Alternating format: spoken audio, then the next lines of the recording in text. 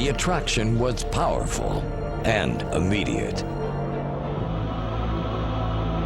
At the turn of the 20th century, when the first film fans took their seats in a dark theater, they became mesmerized by the vision of the strong mythological creatures existing on the edges of life and death. The vampires, primal and ancient. After 100 years and 1,000 of vampire films produced in more than 40 languages, the fascination is as strong as ever. If we need further evidence of Hollywood's enormous influence over the popular culture, then we should look at the most recent vampire craze following the release of Twilight films. In 2010, the most popular names in the United States are Jacob and Bella, the names of the two series' main characters.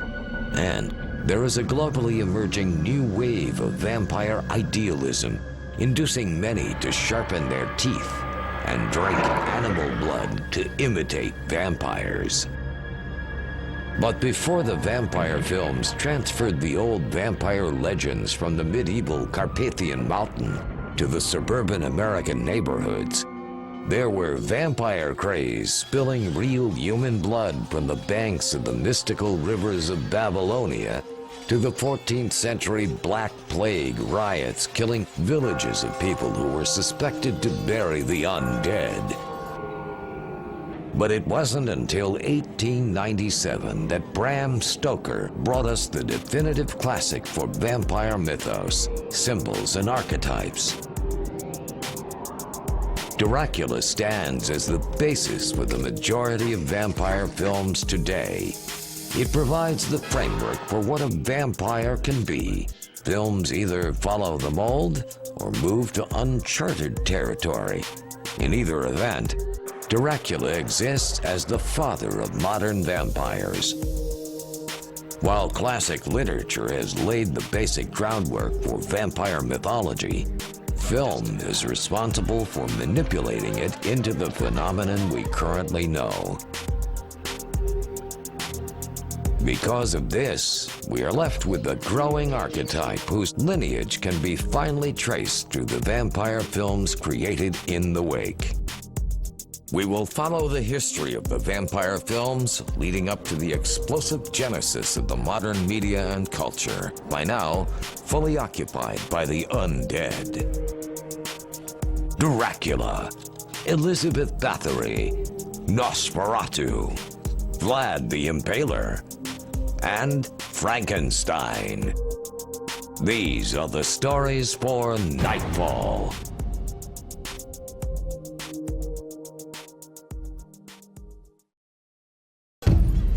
As the medieval centuries were turning in Transylvania, right outside of the burning edges of the Ottoman Empire, there were two related historic figures who were considered to be the true archetypes for all of our vampire stories.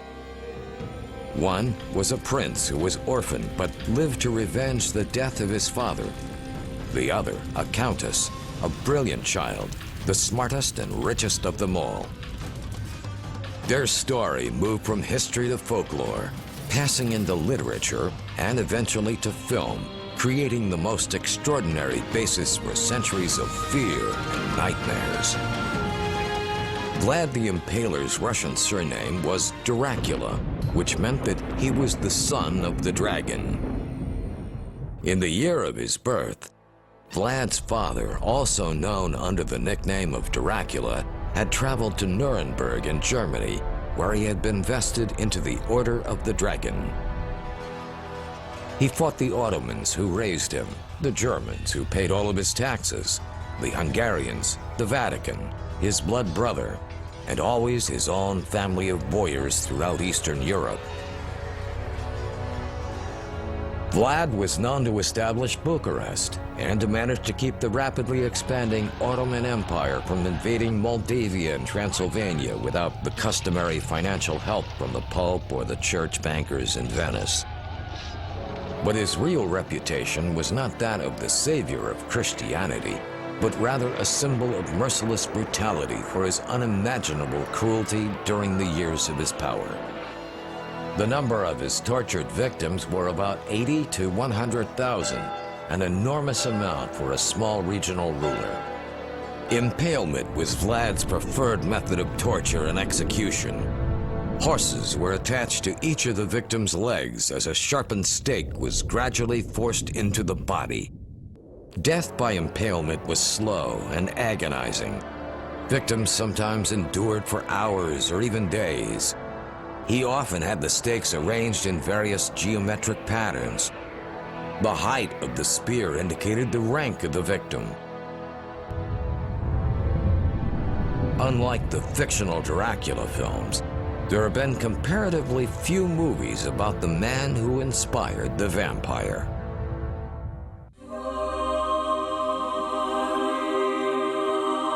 Elizabeth Báthory was born in 1560, and Vlad the Impaler was her great-uncle.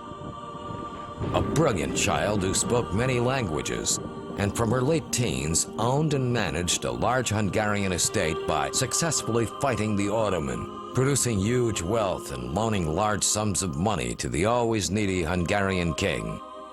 But that money was never to be paid back, as she was nicknamed the Blood Countess, and was jailed for the charge of murder after the death of her powerful husband. The history of Elizabeth Báthory inspired numerous stories during the 18th and 19th centuries. The most common motif of these works was that of the Countess bathing in her victim's blood in order to retain beauty or youth. Elizabeth married Count Nadezhdy when she was only 15 years of age. Her husband soon became the chief commander of Hungarian troops, leading them to war against the Ottomans. It was rumored that he also used his dungeon for the torture of his enemies. After her husband's death, she and 4 servants were accused of torturing and killing hundreds of girls and young women, with one witness attributing to them over 600 victims. Elizabeth herself was neither tried nor convicted. In 1610, however, she was imprisoned in a castle, where she remained bricked in a set of rooms until her death 4 years later. Later writings about the case have led to legendary accounts of the Countess bathing in the blood of virgins in order to retain her youth. Elizabeth has been given the nicknames of Blood Countess and Countess Dracula. Some witnesses named relatives who died. Others reported having seen traces of torture on dead bodies, some of which were buried in graveyards, and others in unmarked locations. In addition to the defendants, several people were named for supplying her with young women. The girls had been procured either by deception or by force. Elizabeth Báthory has continued to appear as a character in music, film, plays, and to serve as an inspiration for similar characters. In 1915, while film was still in its infancy and the truly horrifying dimensions of World War I became clear, a shocking film was released which took the audience from one scary event to another, creating a new narrative for motion pictures. A prolific French director, Louis Frelade, created a masterpiece which soon inspired Alfred Hitchcock and Fritz Lang to invent an entirely new film language, establishing a new visual style, from film noir to German expressionism. This was a brutal thriller, which was the first film that depicted detailed police procedure, which was modern and yet surrealistic, characters ranging from comical to lyrical. Le Vampire is considered to be one of the most accessible silent films of the time. The film's hero is a reporter who is investigating a group of criminals called the Vampires who are invading Paris. All of the film's fascinating characters enter rooms via chimneys, water wells, or slowly invading their environment as part of their process of seduction and penetration. The Vampires tease the public with their obvious presence. Their silly dance troupe openly advertises Irma Vep on the marquee.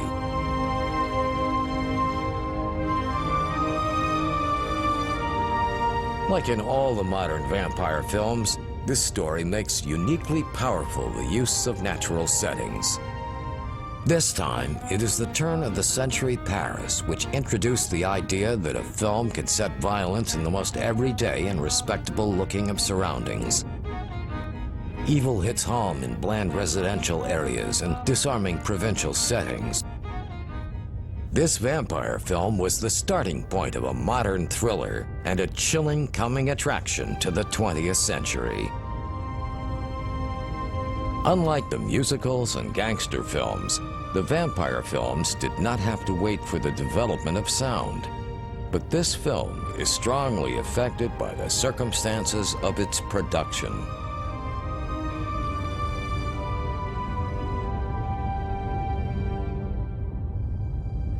Frulet had very little time and money to polish his scenarios or even to establish a conventional script. The stories of an intrepid reporter and his comic sidekicks were even more bizarre and outrageous than the exploits committed by a gang of criminals led by a ruthless killer in a master disguise. Many of the scenes were improvised on the streets around the studio.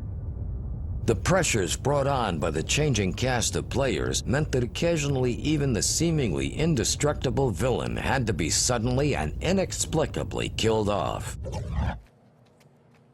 Throughout the years, many good vampire films were shaped by their production constraint. The jaw-dropping French Sodium Babies grew out of a web series to successfully combine 21st century visual styles and relevant social commentary. Car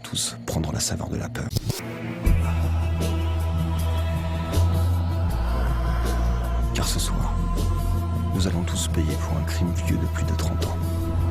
On se connaît ?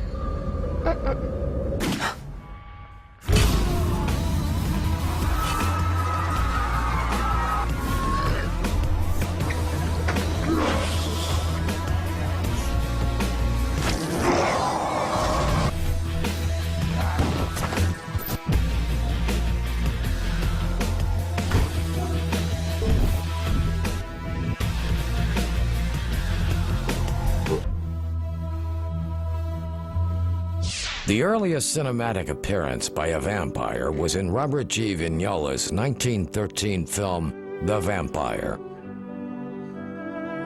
However, because of the portrayal of the film's lead vampire as a femme fatale, she is considered to be more human and less vampire. The film was loosely based off a Rudyard Kipling poem and featured the antagonist, a most evil main character, as a seductress and hunter of sorts. Seduction as an archetypal attribute of cinema's modern vampire was fully developed with the 1915 film A Fool There Was. This was the first production of the Hungarian-born William Fox, the founder of 20th Century Fox.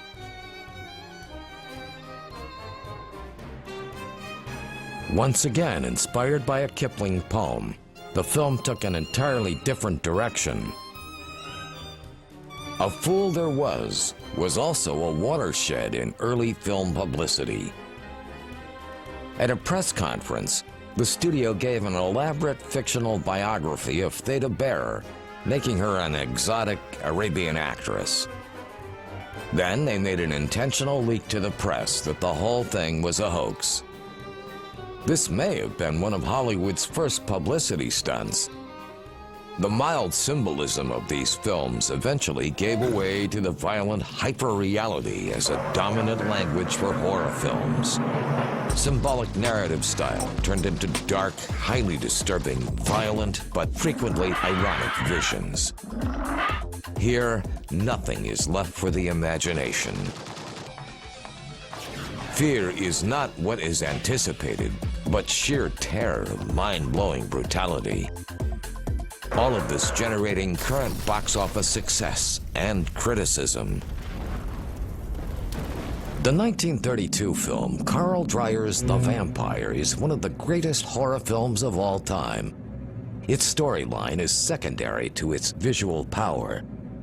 The plot involves a man who finds himself embroiled in a mystery with a female vampire and the strange characters that surround her in the Gothic castle where they live.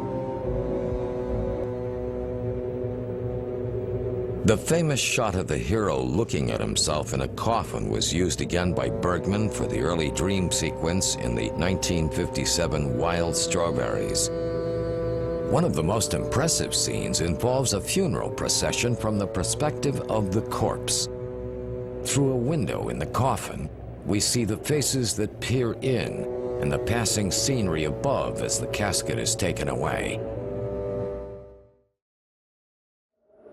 Over 649 films, in addition to more than 1,000 books, along with cartoons, comics, and television programs, took inspiration from a single work of vampire literature published in 1897. Dracula has been attributed to many literary genres, including vampire literature, horror fiction, the Gothic novel, and invasion literature. But most importantly, it is an epistolary novel that is told as a series of letters, diary entries, ship's logs, and the like. Literary critics have examined many themes in the novel, such as the role of women in Victorian culture, conventional and conservative sexuality, immigration, colonialism, and folklore.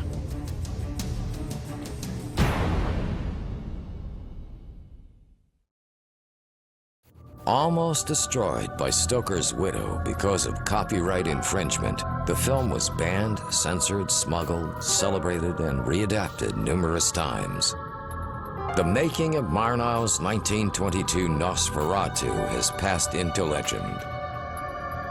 One of the most screened silent films of all time, this unauthorized adaptation is perhaps the most frightening and authentic portrayal of the Bram Stoker novel. The only other film adaptation that comes close is Werner Herzog's 1979 remake starring Klaus Kinski. Herzog considered Murnau's Nosferatu to be the greatest film ever to come out of Germany. In 1979, the time that the copyright for Dracula had entered public domain, Herzog proceeded with his updated version of the classic German film, which could now include the original character names. The 1922 Nosferatu was the first and last that Piranha Film produced.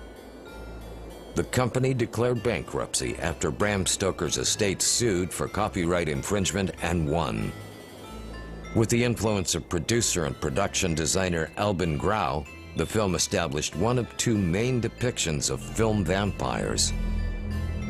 The Nosferatu type is a living corpse with rodent features, especially elongated fingernails and incisors, associated with rats and plague, and is neither charming nor erotic, but rather totally repugnant.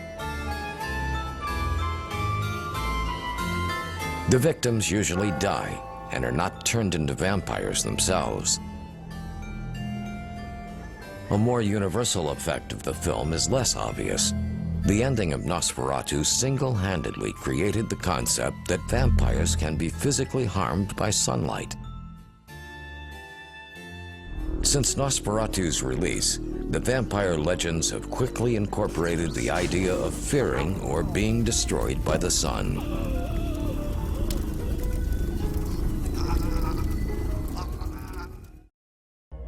The basic elements of Stoker's novel remain the core of most of the vampire films, but the creative and surprising variations of its theme are also obvious. A wide variety of vampire tales from the 60s were made with more overtly sexual overtones and violence. But what if Bram Stoker existed today? Some believe that he would offer the novel to readers in a blog format. Well-known blogger Whitney Sorrow has undertaken a new project to present the events of Dracula in a blog format, so readers can experience the original novel unfolding in real time. Look, to be honest, I think that vampire films have to be silent. There is no sound for the true horror. Before I went to medical school, I used to work in a hospital downtown. It was a cheerful and colorful place during the day, but during the night was when many of the patients had their final moments of fear in total silence. I bring back their voices in my silent films. When the silent era ended and Dracula started to speak, he had quite an eerie speech pattern. Let no one leave. No one let your pattern. We will not stop until we have discovered the vampires who seek the life of this beautiful girl and her lover. Watch out! They may be hovering over you, or you, or you! While the introduction of sound led to a boom in the motion picture industry, it had an adverse effect on the career of the Hollywood actors of the time. Suddenly, those without stage experience were regarded as suspect by the studios, and those whose heavy accents or otherwise discordant voices had been previously concealed were particularly at risk. One of the first major stars of the talkies had an unusual background and language skills from the get-go. Send me word when you use it. In 1920, on a merchant ship, an illegal immigrant who pretended to be a sailor entered the United States at the port of New Orleans. He was not an ordinary refugee. The European silent film star was on the run from Budapest and Berlin for his support of the First Actors Union during the 1919 Revolution. After he made his way to New York, he was legally inspected for immigration at Ellis Island. The Transylvania-born Hungarian actor named Bela Lugosi soon landed a role in a silent film, and after studying English in the summer of 1927, was offered the role of Dracula in a Broadway production. The play was a huge success, running 261 performances before touring all around the United States. His accent, his voice, and his light European persona fit the role just perfectly. Vampire films are about family. The first time I watched Dracula was with my sister. I was shaking all night, not for the fear, but for the thought that my distant Hungarian grandfather had to be Dracula's love child. I was 7 at the time. Dad was staying home all day listening to the radio, and then at night, he went out, saying he was going to the opera. When I looked at his wrinkled face, it was clear. We share a secret. 1931 brought horror fans the second archetypical envisioning of the vampire. I am Dracula. Casting Bela Lugosi in the lead, Dracula, this time with the permission from the Stoker estate, brought us the refined, sophisticated vampire we know today. This archetype, much like Stoker's original, used seduction as a means to harvest humans for food. However, unlike Orlok, Dracula would let his prey live, bringing them back to life as vampires. This stands as a parallel to Nosferatu in terms of how the vampire views the rest of humanity. The American vampire films, without a question, it's Universal. Universal is a studio that staked everything it had on horror. The 30s were dominated by gangster films and musicals, but the other thing that were dominated were by horror films. And no other studio attacked it with the same kind of zeal and vigor that Universal did, starting with Frankenstein in 1931 and then Dracula. Dracula, starring Bela Lugosi, directed by Todd Browning, they shot the thing on these huge, enormous sets during the day, and at night they would reuse the same sets for the Spanish version. Rat. Rat. As his career moved on, Lugosi became a camp caricature, but in this film he's shockingly scary. No dream. This is Dracula, the original terrifying story of a maniac. Lugosi's was an elegant portrayal of Dracula, which contrasted Shrek's version so greatly that the two films will always contest each other for the top spot in vampire cinema. Dracula? To many film lovers and critics alike, Lugosi's portrayal is widely regarded as the definitive Dracula. Sang in his arms, and he made me drink.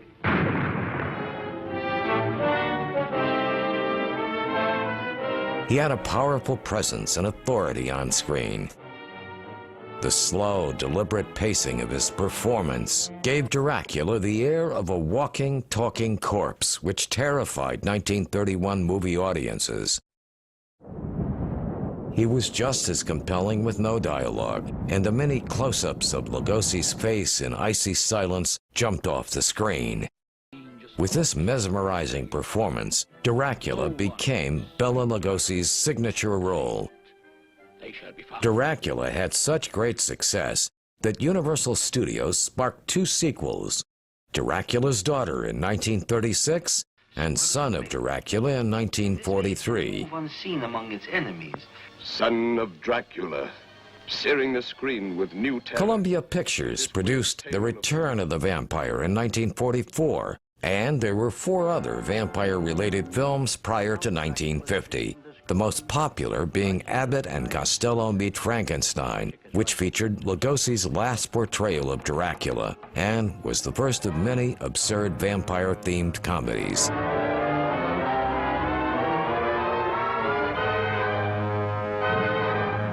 Come on, take it all out. Wow! Look out, chick! Cover up, Samantha! Cover up! Wait a minute! Scared to Death was completed several years before its 1947 release, and it is historically important as Bela Lugosi's surviving color film. Yes, sir. Sir, there is an air of inquiry about you that immediately offends my deepest nature. There is something suggesting Scotland Yard, the French Sûreté, the Italian Carabinieri, the Turkish Police, and other minions of the law. Short, sir, I think you're a cop. Do not be polite to Inigo. After he achieved movie stardom in Dracula, neither he nor Hollywood knew how to exploit his success or to capitalize properly on his image.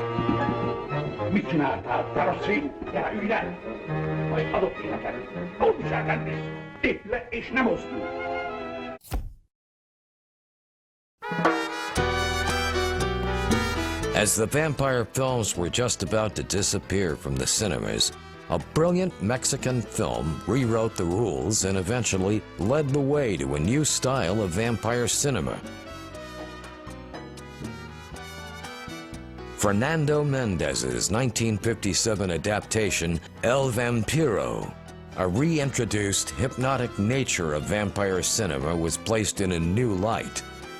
The film, about a young girl who returns to her native town only to find her family dead and the townspeople under the trance of a vampire, accomplishes a lot in terms of furthering vampire horror cinema. To begin with, this was the first film to introduce the devilish trick of vampires spelling their names backwards in order to live among the public. Essentially, Count Carol de la Wood, the vampire, is known as Mr. Duval to the townspeople. Another archetype developed in this film was the cinematic use of the vampire's fangs. In previous films, the vampire's teeth were either hidden, like in the case of Bela Lugosi, or in the case of Nosferatu, the incisors were shown instead. However, while these two characteristics were huge additions to vampire cinema, it was the connection between Universal Studios' monster movies and Hammer Productions that makes El Vampiro so important.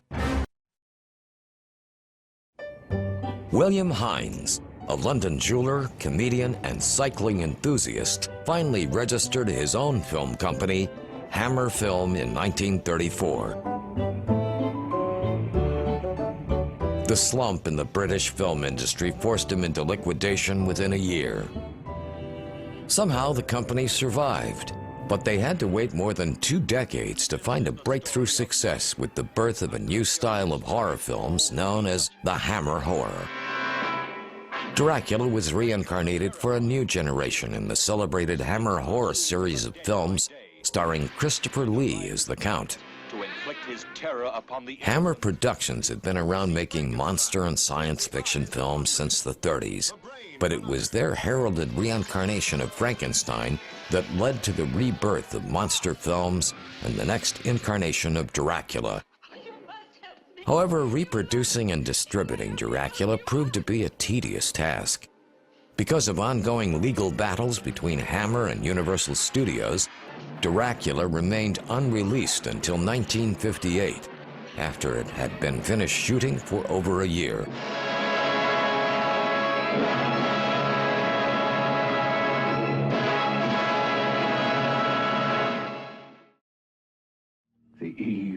The role of Dracula made Christopher Lee a star, and Peter Cushing made an indelible mark as Van Helsing.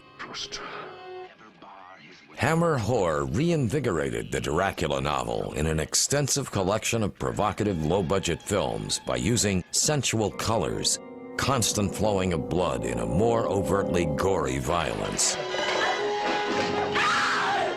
Beginning with Dracula and ending with the 1974 film called The Satanic Rites of Dracula, Hammer created a stylish, rapidly paced interpretation of Bram Stoker's novel, which was going behind the surface of Victorian society, using Dracula as a metaphor for the release of sexual urges which had long been repressed. Messengers of death.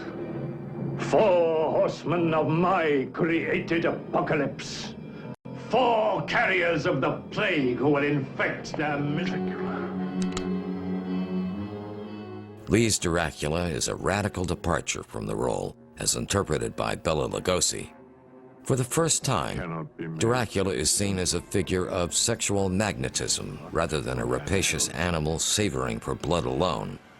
Dracula is an aristocrat first who hides his rupture with society beneath precisely clipped speech and elegant manners. It is only the night which liberates Dracula's other personality.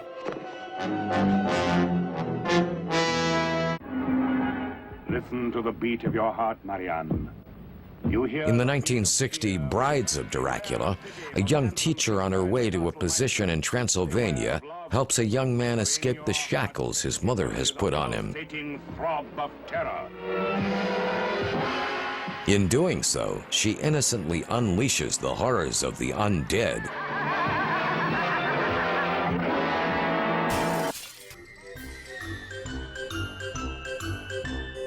A highly provocative and disturbing addition to the Hammer vampire films takes place in a village in 19th century Austria, where scared townspeople were first delighted when a circus breaks through the quarantine to take the local minds off the plague. But their real troubles began when children disappeared, and the horrific legacy of a long-ago massacre is brought to light in the vampire circus.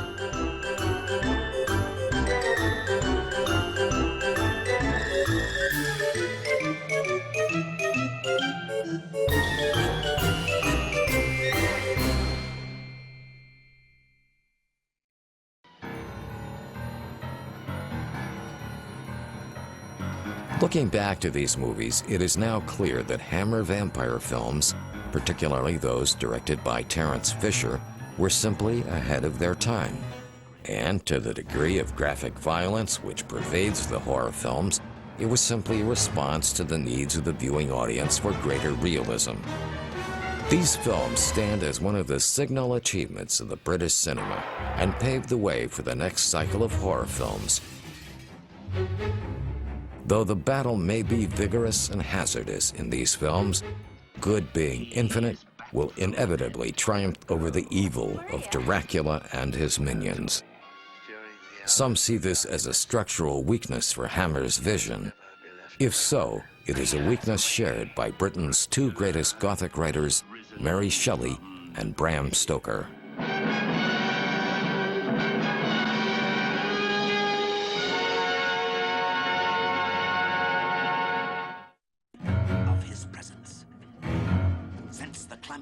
Taste the Blood of Dracula was produced before the Hammer Dracula franchise collapsed as the last significant entry, which found Christopher Lee as the Count, who returns to life after three middle-aged swingers decide to abuse his private black magic to bolster their non-existent sex lives. As the 70s were approaching, the inventive Hammer studio started to face a more meaningful competition from the Hollywood studios and the American master filmmakers. The new generation of filmmakers were transferring the B films from the small independent producers to mega-budget global events. For a while, the Hammer films were still popular, but much less influential than those produced at the beginning of their cycle.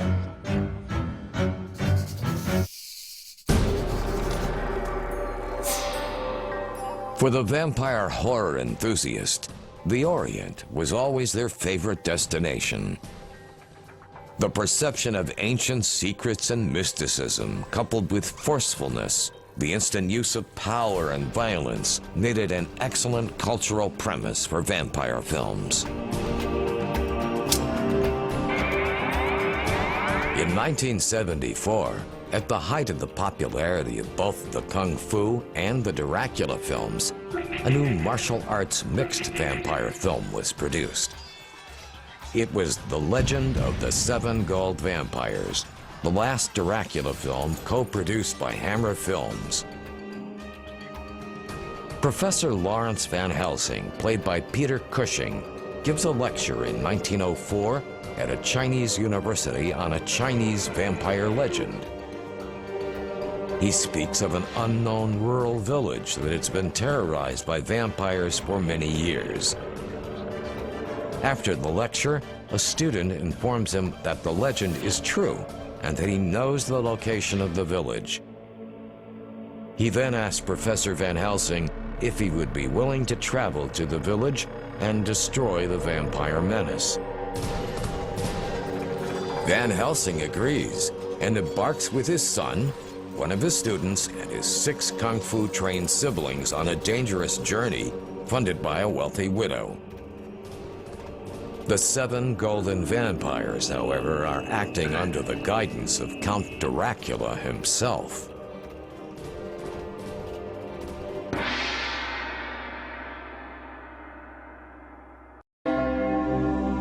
Gothism gave birth to some of the most important elements of vampire literature and eventually influenced the development of horror films. Well, Gothic horror movies really take place in England, and most of the best Gothic horror movies are British. And that's because the Frankenstein mythos, of course, from Mary Shelley's 1816 novel, and Dracula from Bram Stoker's novel are both British novels. The same literary movement also impacted another and distantly related genre known as science fiction. Mary Shelley's Frankenstein is often cited as a crucial influence to sci-fi films. The novel is of particular interest because of its portrayal creating life from non-living materials and because of Shelley's investigation of the ethical ramifications of the human creation of life.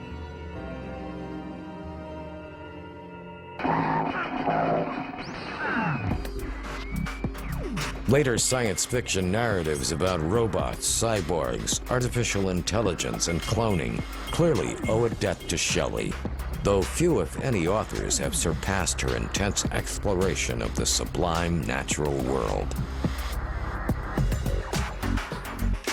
From the start, horror and science fiction were related. Early horror movies are largely based on classic literature of Gothic horror genre, such as Dracula, Frankenstein, The Phantom of the Opera, and Dr. Jekyll and Mr. Hyde. But some others draw inspiration from the imagination rooted in science. The 1940 Devil Bat was both a horror film and science fiction movie. The story involves a small-town cosmetic company chemist who is upset at his wealthy employers because he feels they have denied him his due share of company success. To get revenge, he breeds giant bats. He then conditions them to kill those wearing a special aftershave lotion that he has concocted. Now rub it on the tender part of your neck. Yeah. He cleverly distributes the lotion to his enemies as a test product. Once they have applied the lotion, the chemist releases his devil bats in the night, which kill his 2 former partners and 3 members of their families.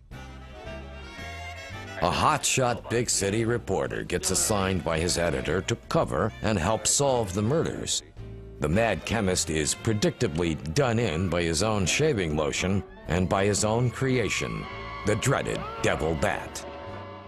Years after the release of The Planet of the Vampires, some critics suggested that the film's narrative details and visual design appeared to have been a major influence on Ridley Scott's Alien. The Mario Bava directed US-Italian film barely had a $100,000 budget with a complicated story that follows the horrific experiences of the crew members of 2 giant spaceships that have crash-landed on a forbidding, unexplored planet. The disembodied inhabitants of that world possess the bodies of the crew who died during the crash, and use the animated corpses to stalk and kill the remaining survivors. Yeah, I own the world. An empty, dead, silent world. An earlier Italian film, The Last Man on Earth, was the source material for another American horror classic. More of them for the pit. Every day there are more of them. They live off the weak ones and leave them for the pit. George A. Romero has acknowledged that the source material of The Last Man on Earth was an important influence on his film The Night of the Living Dead, remarking that he basically ripped it off from a Richard Matheson novel called I Am Legend. The book was adapted many more times for motion pictures, including the recent box office hit I Am Legend starring Will Smith.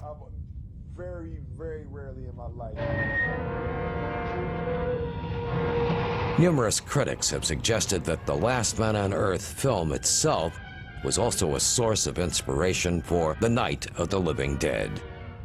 Yesterday, Madison Street. The year is 1968, and every day is the same for Dr. Robert Morgan.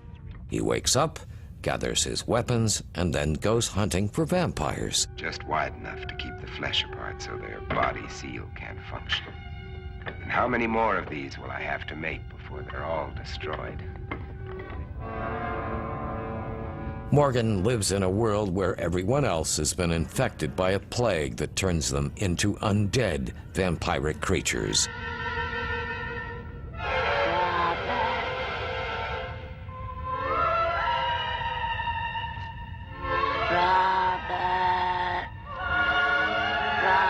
They cannot stand sunlight, they fear mirrors, and are repelled by garlic.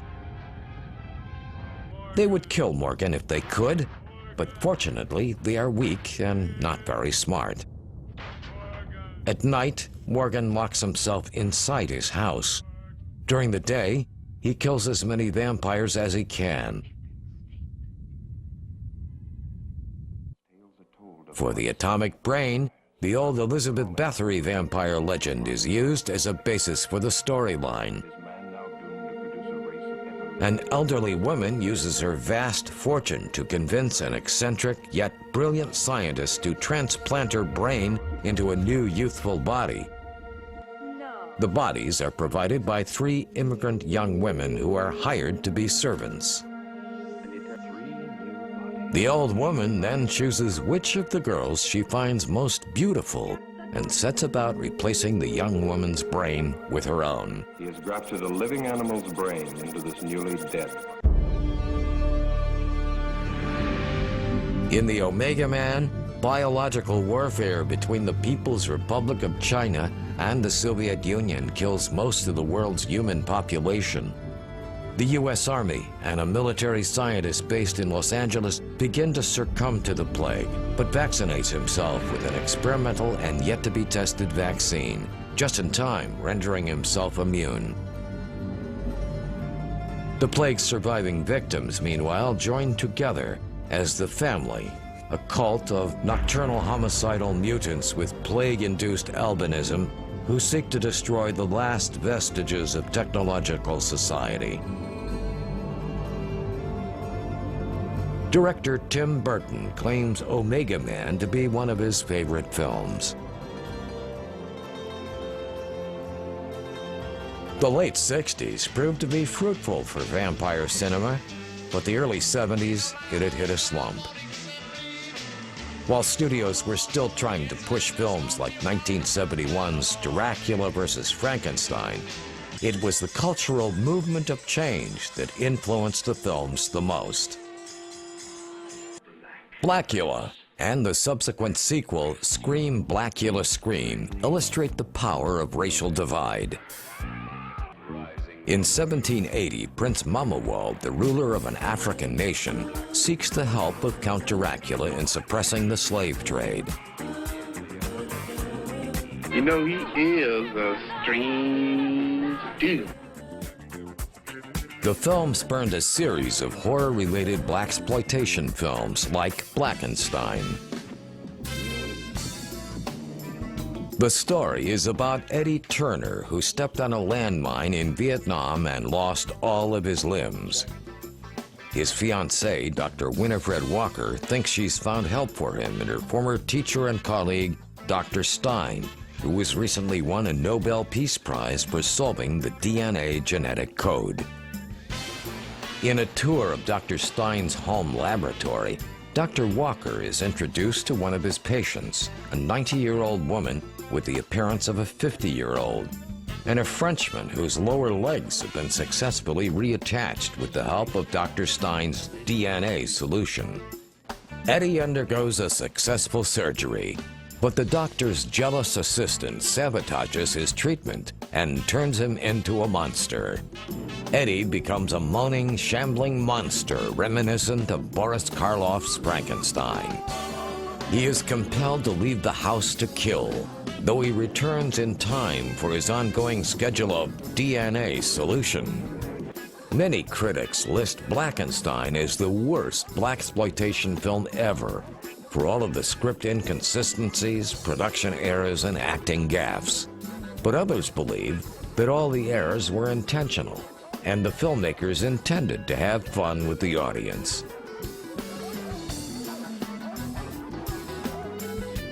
Sugar Hill is centered on a voodoo queen's using zombies to take revenge on a group of white gangsters. The zombies in this film more closely resemble the creatures of voodoo legend than the flesh-eating living dead ghouls currently so popular. The 70s continued to throw wrenches at vampire films and increased the inert sexuality with Count Yorga, Vampire. Enjoyed your little joke last night, Doctor. But as you can see, tonight is mine. Mel Brooks once remarked, "Tragedy is when I cut my finger. Comedy is when you fall into an open sewer and die." There is more comedy than drama at the vampire movies.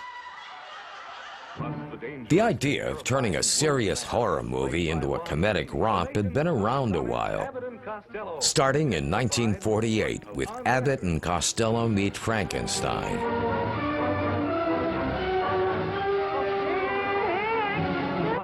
The Gothic idea of vampires was spun into something of comedic genius. However, it was in 1967, as Hammer vampire films were fading out, that Roman Polanski released his cult favorite, The Fearless Vampire Killers. Now, Polanski himself is an icon in cinema history, but his vampire film is more of a conundrum. The viewer is bombarded with familiar archetypes and a fantastic score.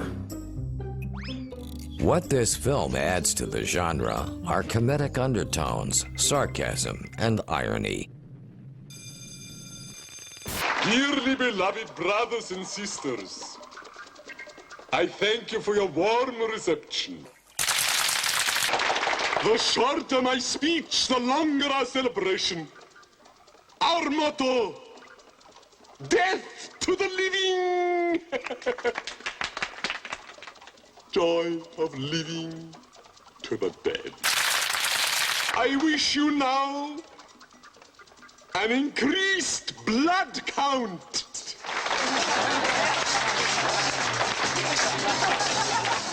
Legendary horror director and Oscar-winning cinematographer Freddie Francis directed Vampire Happening, a film attempting to be the European version of Polanski's Fearless Vampire Killers. Unlike Polanski's film, The Vampire Happening has a severely anti-clerical stance and some extremely unsubtle humor, along with the hallucinatory sex imagery. So glad to have the opportunity to be alone with you. But some things come up. It's a hell of a lot better than blood sucking. Rosemary's baby's blood. A large one. An even less ambitious but maybe funnier version was Dracula, the Dirty Old Man.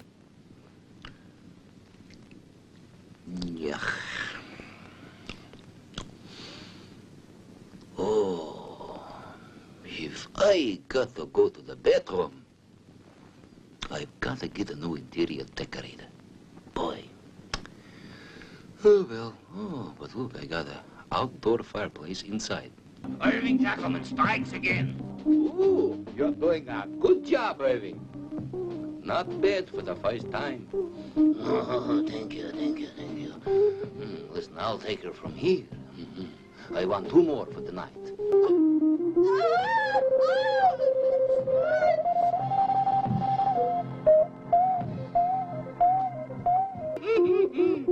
Oh, I got me another one there. Oh, you wouldn't believe. Oh. Vampires, huh?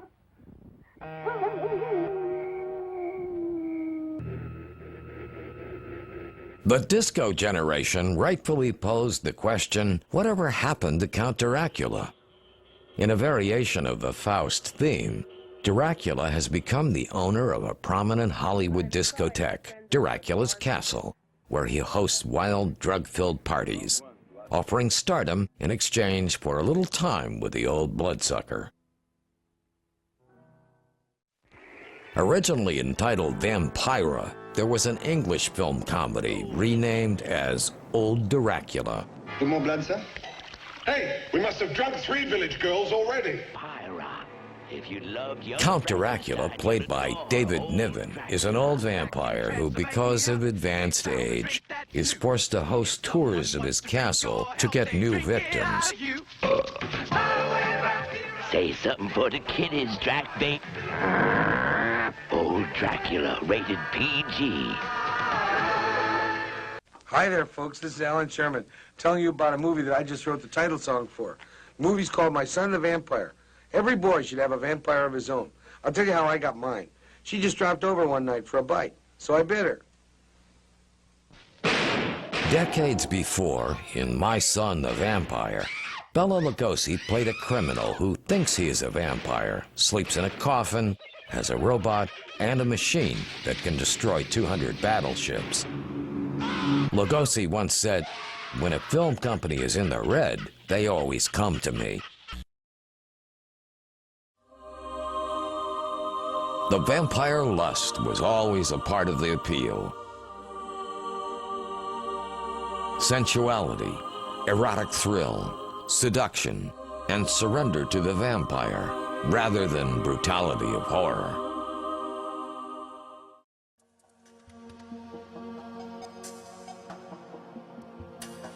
"25 years before Bram Stoker's Dracula was published, another Gothic novella was written by Joseph Chardin Lefanu. This book told the story of a young woman's openness to the curious attentions of a female vampire named Carmilla. A distinct subgenre of vampire films inspired by Camilla explored the topic of lesbian vampires. The first of these was Blood and Roses by Roger Vadim. Carmilla, the title character of the book, is the original prototype for a legion of female lesbian vampires. Although the book portrays vampire sexuality with the circumspection that one would expect for his time, it is evident that lesbian attraction is the main dynamic between Carmilla and the narrator of the story. A girl whose secret is reflected in an image too dreadful for the eye. More explicit lesbian content was provided in Hammer Studios' Karnstein trilogy. The first of these, The Vampire Lovers, starring Ingrid Pitt and Madeline Smith, was a relatively straightforward retelling of Defagnu's novella, but with more overt violence and sexuality. Corridors of terror. Later films in this subgenre, such as Vampires, became even more explicit in their depiction of sex, nudity, and violence. Ravishers who tempt men's appetites and feed their own. Vampires thirsting for blood. Their lips are moist and very, very red. They'll rivet you with terror.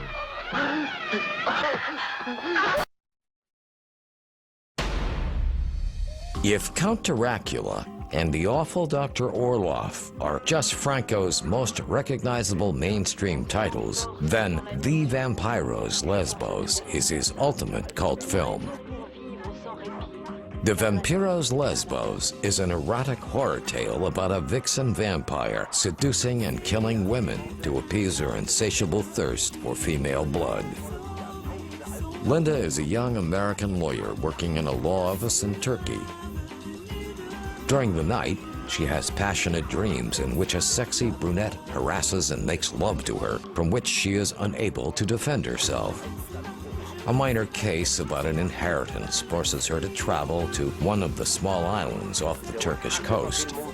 Then her nightmares became a reality with an unexpected outcome.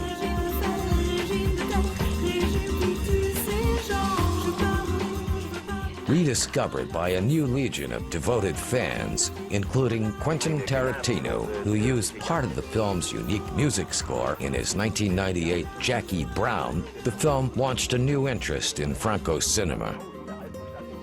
In some respects, its reputation has become overinflated in the interim, but there's no denying the film's off-kilter appeal.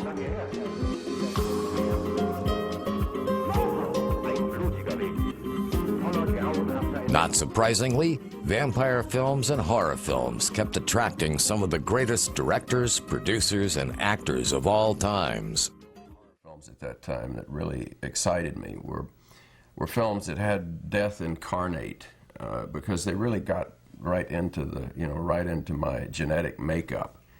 Something like Frankenstein or Dracula, the films that have death walking upright and death itself after you.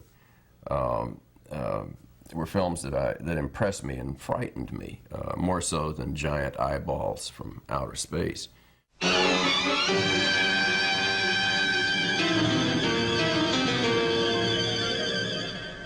We must leave Romania and travel. Blood for Dracula is a somewhat tamer but still raw companion piece to Paul Morrissey's Flesh for Frankenstein, in which Andy Warhol does nothing but lend his name to both films. It must be tonight. The girls are beautiful. They look so pure. Is she? She is. You must come with us Tu veux 40.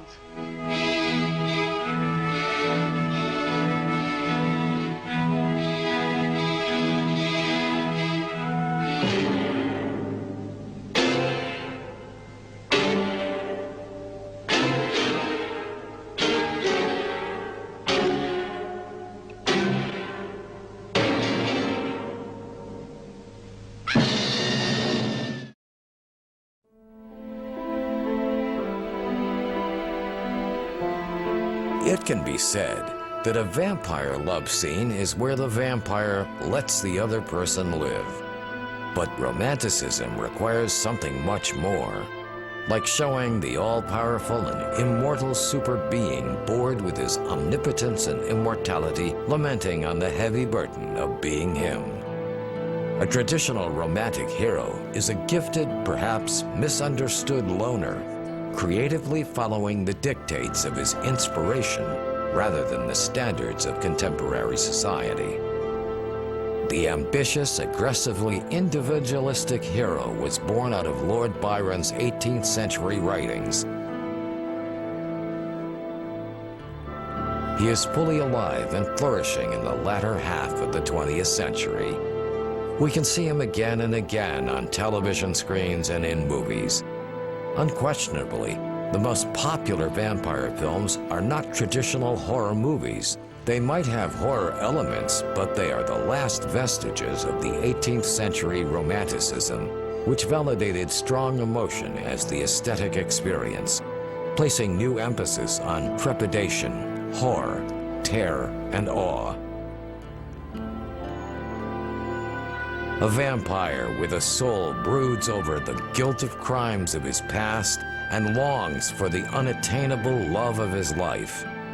In addition to the elusive love, the primary factors that resonate with both 19th century and late 20th century audiences are a voyeuristic interest in the criminal and a conviction of the individual powerlessness in the face of wealth and institutional power.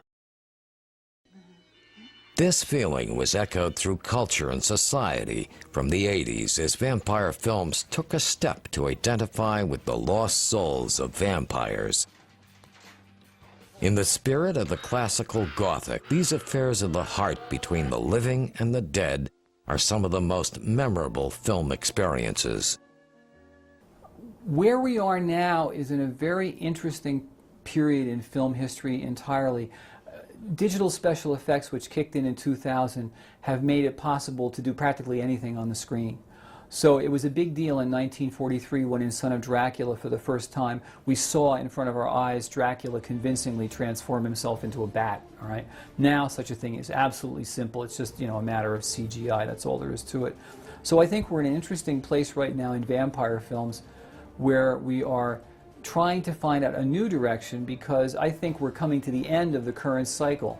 We've had Buffy the Vampire Slayer, we've had the Twilight films, and we've had a whole series of John Carpenter's Vampires, which just came out a few years ago, about a group of vigilantes who hunt vampires down and kill them. But I think we're coming to the end of this cycle. And the question, of course, is with horror movies in general, is horror movies have to horrify. And the Twilight films aren't really horror movies so much as they're teen romances with a vampiric element. But when you have television series even, like The Gates, which is a new television series on ABC, which is about a group of vampires in a gated community, it's getting to the point where it's almost spilling over into parody. The new vampire craze is attributable almost entirely to Anne Rice, Interview with a Vampire. Her books basically took the vampire film and just made it absolutely profitable and popular again. Vampire films also offer a fantasy life, an alternative fantasy life for today's teens, in the same way that, believe it or not, the beach party pictures did in the 1960s, offering people an Edenic vision of endless sand, sun, and surf. You'll be in California, you can surf all day and party all night. Well, now, basically, you can be a vampire all night and party all day. And it makes these films relevant to teens because the characters are all teens. And also, the link between vampirism and sexuality has never been more pronounced. For 100 years, we were watching the vampires spilling blood on the edges of eternity. They can be elegant and evil, even comical and erotic. A constantly changing metaphor for the outsider, the predator, the freakish. Out of step, but also deeply normal. For millions of people, they are the ever-present companions for the Nightfall.